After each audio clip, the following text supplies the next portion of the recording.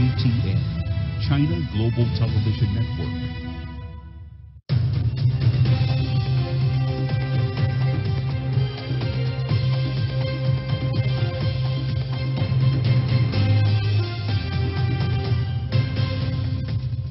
Welcome to CGTN and you're watching World Today. I'm Li Chuan coming to you live in Beijing.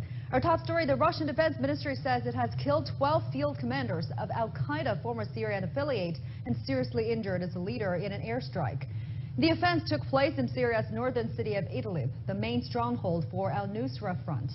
The ministry also said al-Nusra Front leader Abu Muhammad al-Jilani received multiple serious shrapnel wounds, lost an arm, and was in a critical condition. Iraqi forces have started their final push into the ISIL bastion in Hawija, one of their last two strongholds in the country. And security forces enter the city from the northwest following artillery strikes. The offense began 2 days after forces captured the Rashad Air Base, a key logistics site located 30 kilometers to the south of Hawija and used by ISIL as a training camp. The United Nations said an estimated 12,500 people had fled the town since offensive operations began last month. The number of people still in the city is unknown, but could be as high as 78,000. Meantime, Turkish President Recep Tayyip Erdogan has just arrived in Iran's capital, Tehran, for an official visit. Erdogan and his Iranian counterpart Hassan Rouhani are scheduled to attend a meeting at the Turkey-Iran High-Level Strategic Council. Ankara and Tehran have a mutual interest in opposing Kurdish independence from Iraq and preventing the establishment of a Kurdish belt in northern Syria.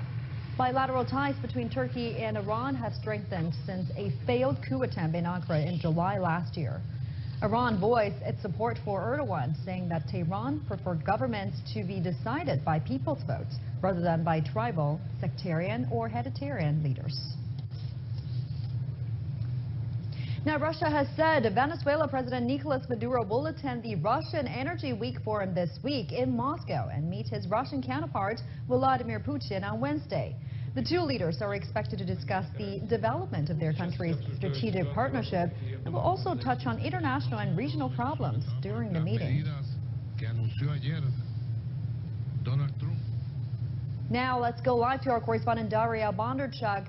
She's in Moscow for us. Good to see you there, Daria. Now, any words on when will the two leaders meet? Tell us the new development there.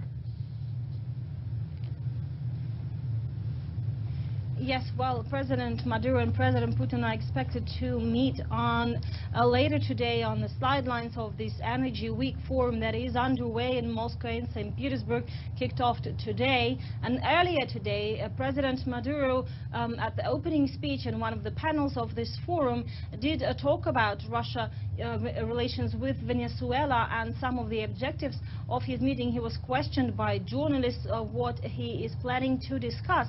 Earlier, the Kremlin has issued a statement saying that the two countries are planning to discuss bilateral cooperation, agricultural, technical, military cooperation, and certainly one of the key issues on the agenda is the global oil prices, the level of which has not been satisfying for both Venezuela and Russia as big oil exporters, and certainly the two countries are looking for ways to stabilize global oil prices and hike them up.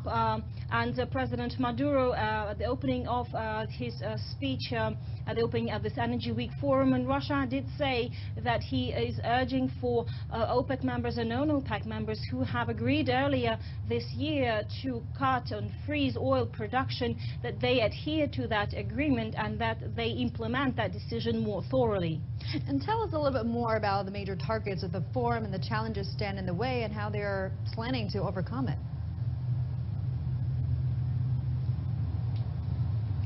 Well, yes, certainly there will be talks between President Putin and President Maduro later in the day today, as we expect, and the two leaders are set to discuss a number of bilateral issues, and of course energy cooperation is one of them. President Maduro is in Moscow to, in particular, also attend this Energy Week and to discuss the ways of bringing stability to the global oil market, to the prices and ways to hike them up, but also to discuss alternative alternative energy and the challenges that the energy sector, both in Venezuela and Russia, is facing. Also, President Maduro, asked by journalists whether he is going to ask for additional military help for Venezuela, which is under strong and increasing pressure from the United States.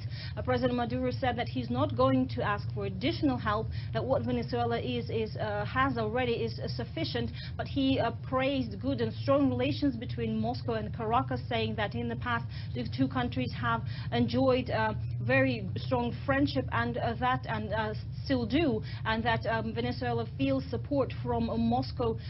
He also mentioned there was a question about Venezuela's debt to Russia, and President Maduro said that that debt is being serviced and that possible there's indication it could be restructured. But overall, of course, President Putin and President Maduro have other important issues to discuss, like energy, like industrial cooperation and energy cooperation, and there is a project, talks of a potential joint project with Russian companies helping extract natural gas in Venezuela. But certain energy is not just the only topic on the agenda. There will be other topics such as cultural and cooperation in education, technical and agricultural, like I said, and many other issues, and of course crisis in Latin America and some of the political issues that arise due to certain crises in the area.